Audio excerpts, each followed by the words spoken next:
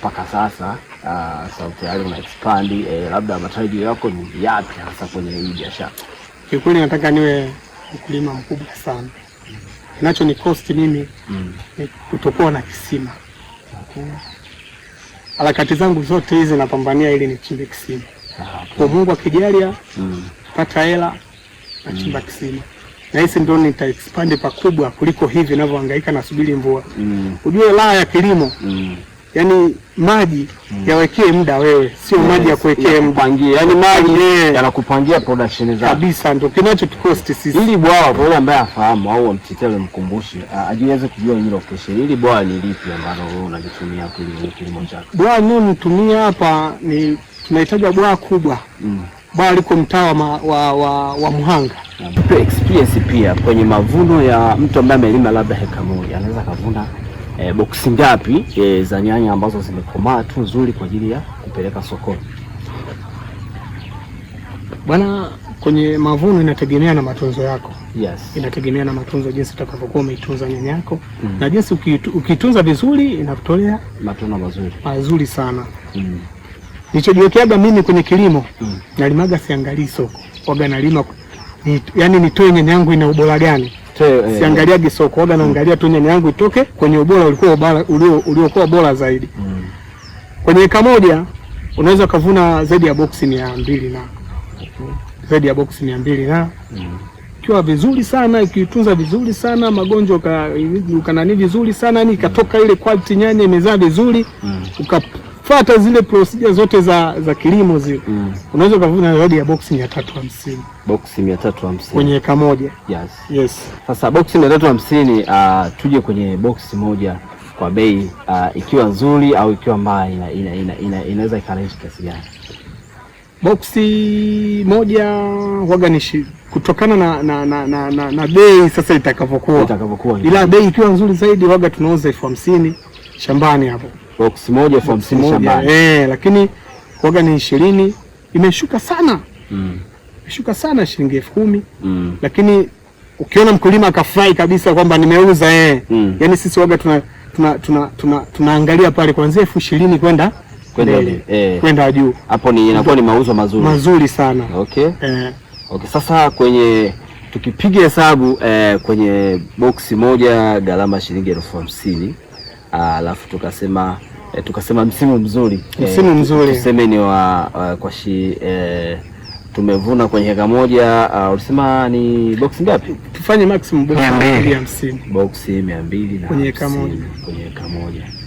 Inakuja milioni 12.5. Milioni 12.5. Wakati huo mwanzo, wakati tunazungumza tumesema investment hii ya heka moja itakugharimu milioni highlight ya ile hesabu ya milioni 2.5. Kwa hiyo tukitoa hapa hii milioni 12.5 tukatoa milioni 2.5, milioni 2.5, tunabakiwa na milioni 10. Milioni 10 kwenye heka moja, ambacho hichi kilimo kinaweza kachukua muda gani kikaa mpaka kimeenda kwenye mavuno? Kinachukua miezi 3. Miezi 3 unakuwa umeweza kutengeneza milioni 10.